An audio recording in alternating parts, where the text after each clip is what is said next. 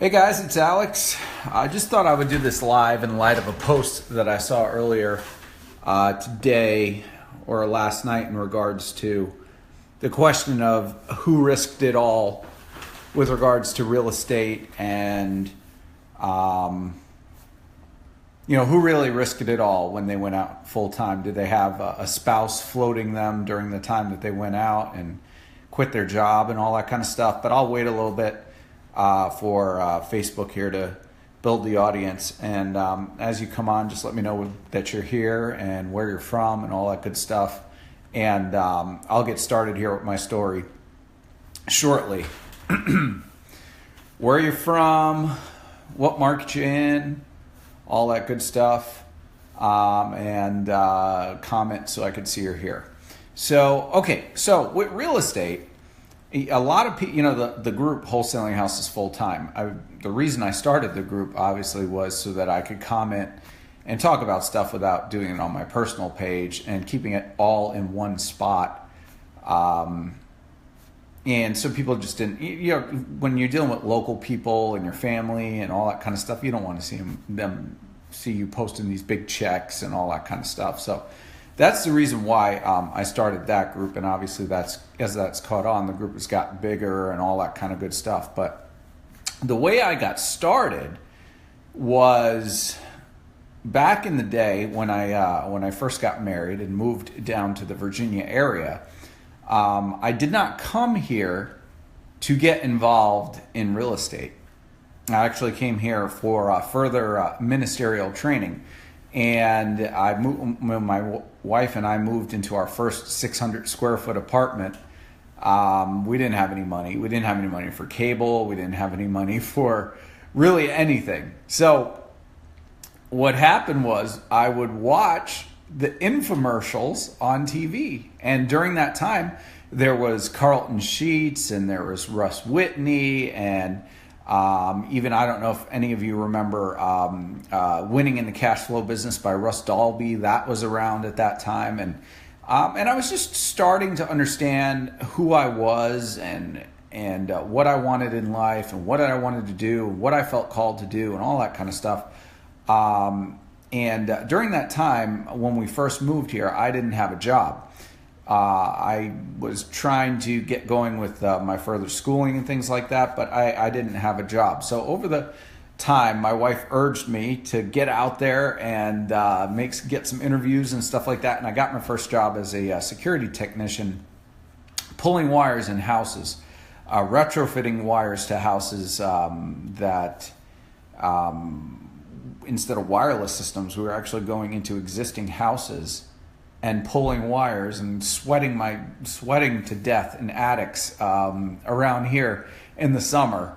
I remember getting out of attics and seeing spots because it was just so hot, and trying to pull these alarm systems and all this kind of stuff, and avoiding the nails poking through the roof, right? Because you're trying to crawl in the attic and make sure you get the wires and all that kind of stuff, but the nails are poking through and they're poking you in the back, and oh man, it was so much fun, right?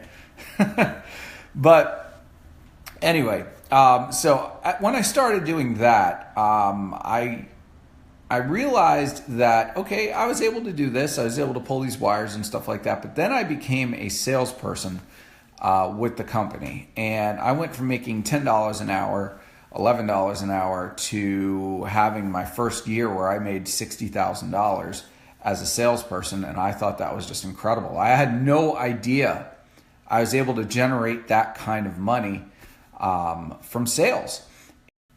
I learned from their sales process by they flew us down to Garland, Texas, I believe was where it was, at one of those, the Gaylord Texan hotel, and they put us through like a sales training, a sales seminar, and that was one of the best things I ever did because I learned the process of sales. So the process of sales is very vital to what we do as real estate investors as well, with dealing with motivated sellers and all that kind of thing, right? Because you need to be able to deal with people, but you also need to deal with them in a systematic format, and walk people through the different steps of logic and emotion and all that kind of stuff to get people to make a decision that's going to benefit them ultimately. So I learned a lot by doing that. But during my sales career, I was driving all over the place. I was driving, I was putting 100 miles.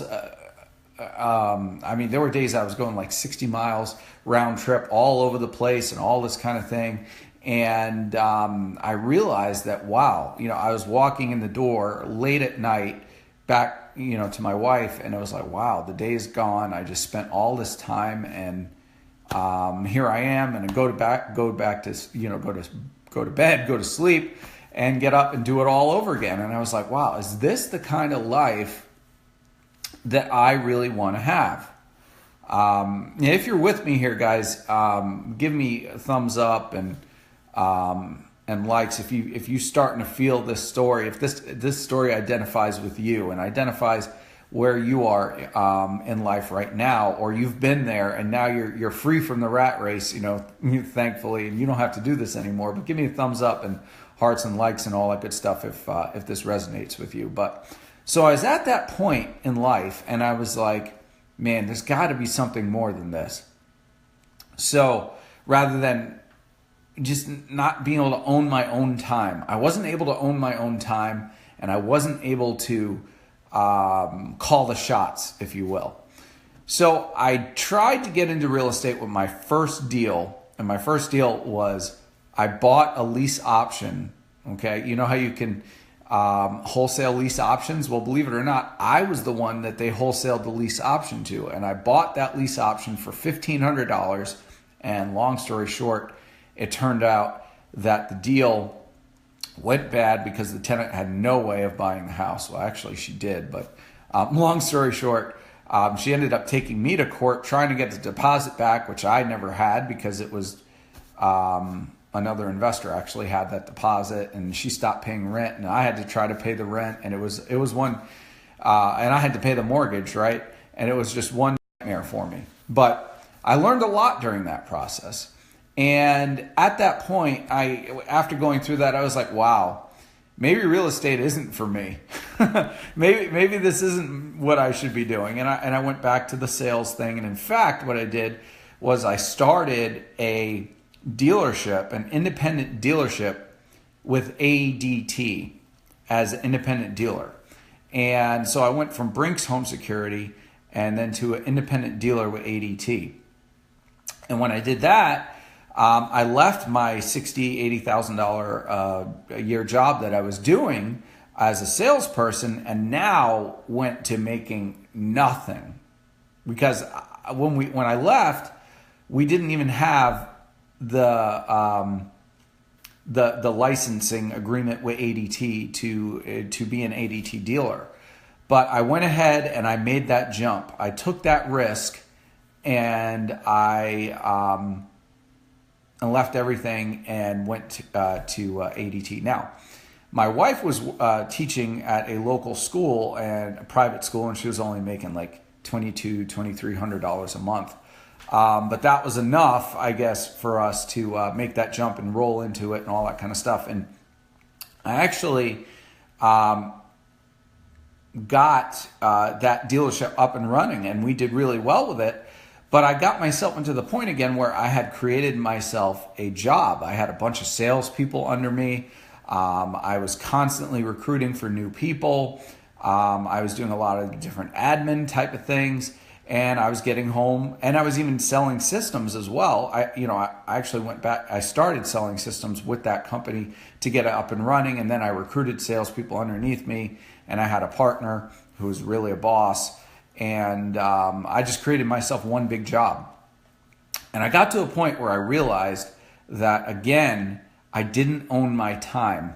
I didn't have control over my life and the design that I wanted to have at the time. Now, during this time, I didn't have any kids.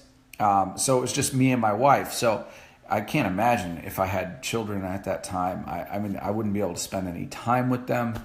I would just be, wow, life would be so different. I'm actually as I think about it, it just hits me how grateful I am that I am in this position that I am now, because I have the freedom to spend time with my kids.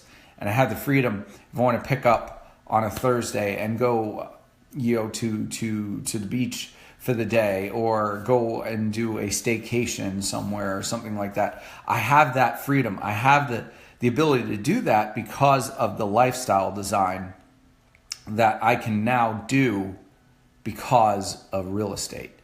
So I'm so grateful for that, and you guys, I'm sure as well, who are doing deals and things like that and have gotten into this business, you've seen that you can take your life back. That's a hashtag I need to adapt. Take your life back. I also have, right, just one. That's all we need. We're just looking for one deal, just one. But we can also take our lives back with the ability, with what real estate allows us to do. But so I sat down with my partner at the time and I said, man, when are we going to be able to spot when we'll be able to be on a beach somewhere and having everybody else run the business so that we can enjoy life? And he said, that's never going to happen. And at that time, I knew I needed to do something different. And I went back to real estate, right? Because, what I didn't mention is when I was doing that deal where I bought the lease option, I ended up going to court and all that kind of stuff. The way I got out of that deal was I wholesaled it because it was a sandwich lease option. Okay, it was a sandwich lease option where I had the right to buy the house for the mortgage balance, which kept going down, obviously, as payments were being made. And the tenant buyer was going to buy it from me for like $20,000 more, or whatever it was. And when the tenant left, I still had that lease option contract with the original seller. So I was still making the payments on the house, but I went ahead and wholesaled the deal to get rid of it. It was my first wholesale deal ever. I made like $15,000 or something like that because I had an air conditioner that got stolen when I was out there. So that cost me another $1,500, or no, it probably was like $2,500 or something like that. But I ended up making $15,000, and that stuck with me because that's the most money I ever made at one time. And even though I got a little disgruntled and went back to the security thing, when I was in the security business and realized that I did not have control over my own time, I needed to get back to real estate, okay? And I'm going to tell you here why and when is the right time to quit your job, okay? Because a lot of people have that question. They say, when should I quit my job? When should I get to a point where I can walk away from things and be okay? Should I do it when I have a certain amount of money in my bank account? Should I do it when I just like right away, just now, just go? This, I'll give you my advice here in a second on that, of when is the right time to quit your job. But so I went back to real estate and I started doing deals again. I started getting back into wholesaling. Now, what's funny about that, okay, is now I learned from Ron LeGrand, and he had his pretty house system, ugly house system, and lease option system in his marketing system. 4 different systems is what he had. And it was kind of like the wholesaling side of it was like the bottom of the barrel. That's where you went just to start when you really didn't know what you were doing and all this kind of thing. And that's the way I kind of looked at wholesaling to begin with. I'm like, wholesaling, what?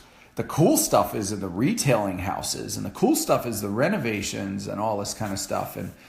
And that was my thought intentionally. But now you see businesses, right? And wholesaling is just like, is this glamorous thing. And a lot of people are making a lot of money while wholesaling, and you can make really good money, and sometimes better than renovating houses because of all the baloney that goes along with that. But so it's kind of funny to see the way things evolved and the way you see, people's perceptions of the business change along the way. So, but I went back and I was like, okay, well, I'm doing the security thing. I need to start doing some deals, right?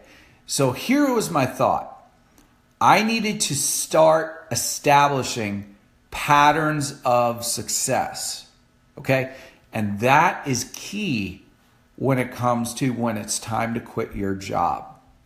You need to establish patterns of success, Because if you could see those patterns of success materializing over and over and over and over again, you will know that it's an okay time to quit your job. Okay? So during the time that I was starting to do deals and wholesaling, I picked up some subject to deals. Okay? And I made some mistakes there. These were some deals that I should not have bought. Okay? Because you don't need to buy deals just because you can.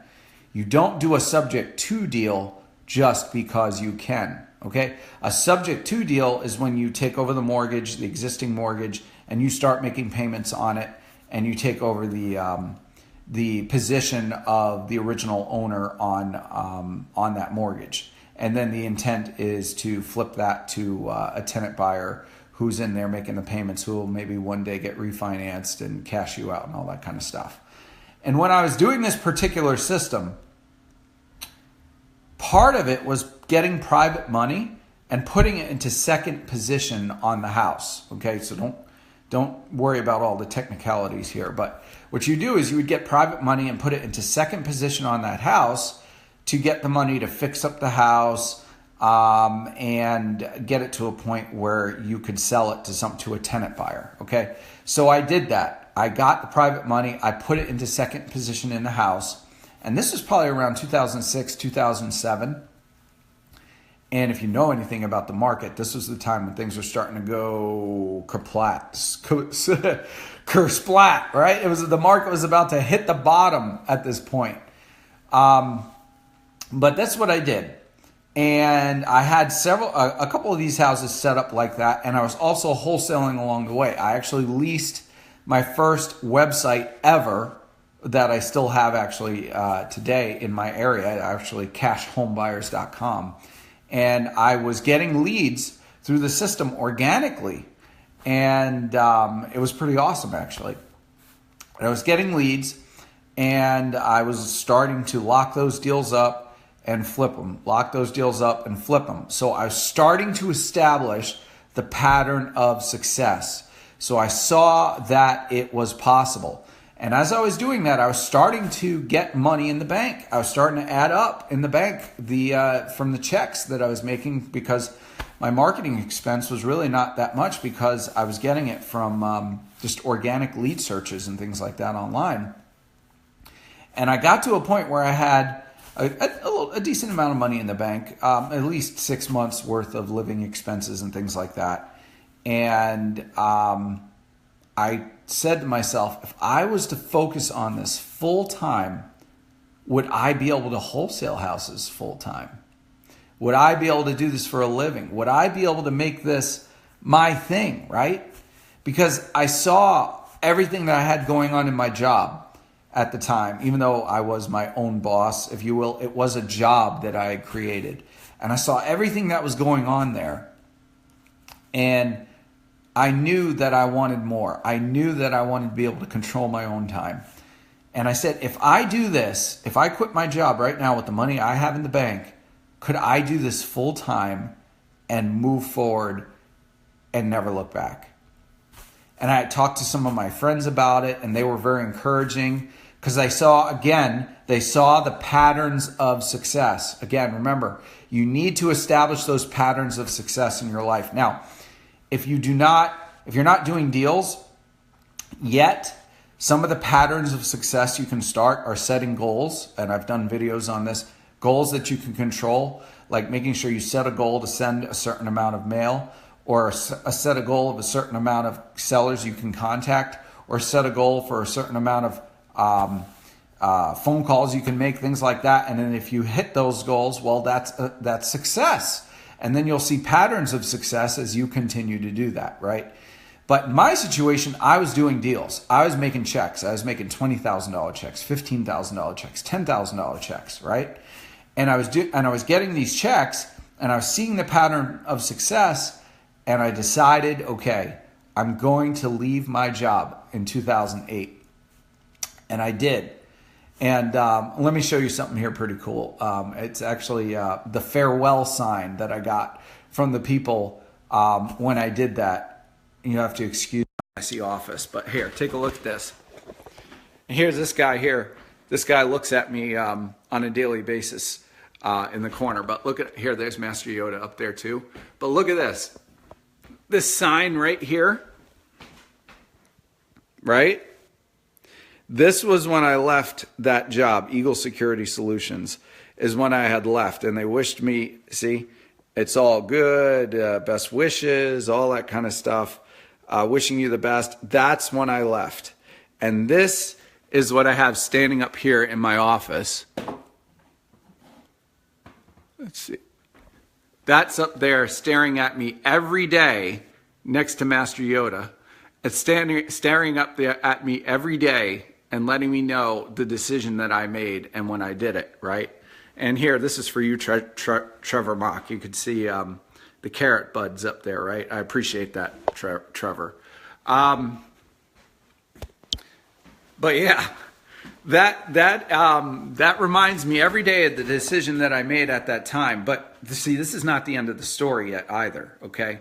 Because when you make a decision and you have patterns of success, you also need to expect that you are going to be challenged and there's going to be difficulties and it's not going to work out.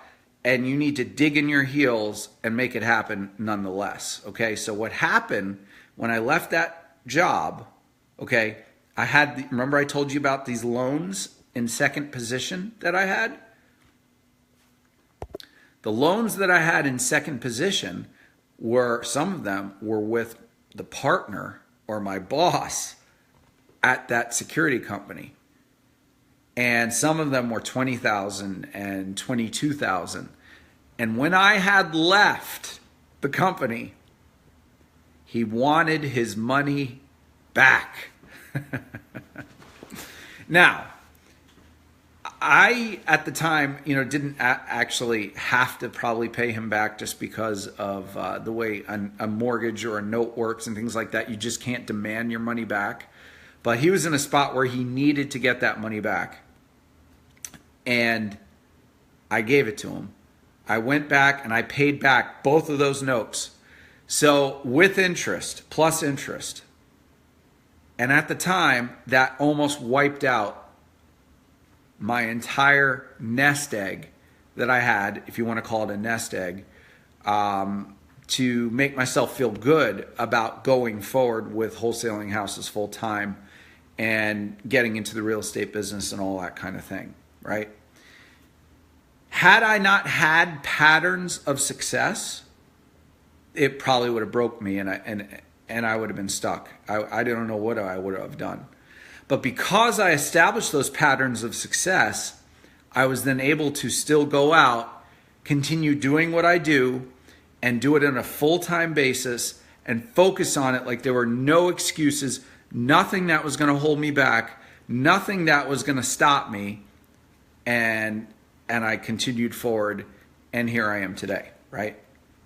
Fast forward from 2008 when I went full-time in, 2017 now, right?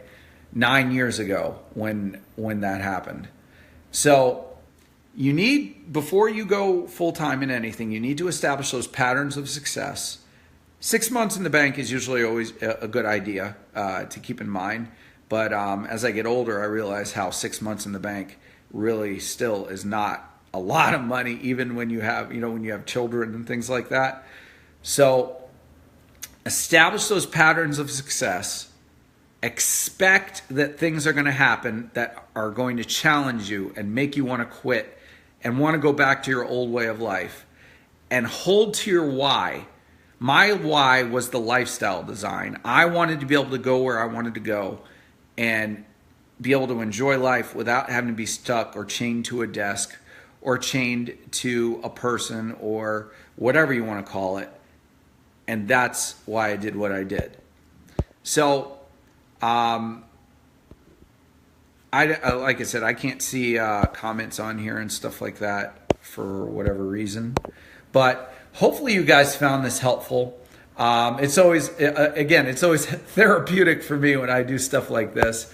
Because again, I'm speaking to you, but I'm also reverberating back to myself like a reflection in a mirror to reaffirm what I do, because you have to reaffirm daily what you have going on. Because as you establish patterns of success, right, you are still going to have problems that come along the way, and the challenges get harder as you go along. So if you can't handle them now, you're not going to be able to handle them when you have success. So the tests that you have now, be thankful for them, because they are helping you establish the patterns of success that you need when success does come to you. So establish the patterns of success now, and in the future, that will also help you overcome any mental challenges or things that you fight along the way, okay? Because I fight them on a daily basis. I fight them all the time. I have to convince myself that I'm doing the right thing, that I'm in the business that I need to be in, because things come along. Like I've told the story before, where I had a $100,000 mistake as I was building those houses. You've seen me do videos of them, right? I bought those lots and did not know, and was stupid of me to trust somebody else that they had water and sewer and utilities to the properties. And the fact is they didn't. And it cost me over $100,000 to get the utilities to that property. At that time, I didn't know where I was going to potentially get that money from. I did not know if the property values themselves were going to hold the extra money that I needed to get the utilities there. So there were so many different challenges and things that go along with that. And obviously that's for a different video and stuff like that. But guys, I appreciate you so much. I appreciate you being in this group and allowing me to give to you what's going on in my head and in my heart, and also allowing me to have a space where I can give you this information. I want you to stay tuned as well, okay? Because I'm going to have some news here about a Facebook group, or I shouldn't say Facebook group, but another way of me being able to deliver content to you through these videos, and a way where I can devote serious special attention to any of the questions and things that you might have. So stay tuned for that, okay? Because our group is huge now. Our group is 33,000 people, okay? So it's impossible to address every single question that comes through the group and things like that. So I'm going to provide a way to do that. So stay tuned for that. Also, stay tuned for the Find Your Deal the Fastest, that free training that I have coming up here soon. Probably will do it Tuesday night. And I put a poll out there, so check the poll if you want to let me know what the best time for you is. It looks like 9 p.m. Eastern is the best time. You can always search in the group, okay? Look to this side of the page. It's kind of hidden right now on the desktop, but it's there. There's a search bar. It's just sitting there. It used to be at the top of the page over that way, but now it's over that way. And it's a search bar that you can just type your name in there, or type your subject matter in there and look for stuff. If you're looking for stuff that I posted directly, just type my name in there, Alex Youngblood with a J, obviously, and you can see all the different videos that I've posted and things like that. And I'm also going to provide a spot where I can house all those videos as well. That'll be part of what I'm talking about there. So, okay, guys, appreciate it. Take care. It's always good to chat with you, and we'll talk to you soon.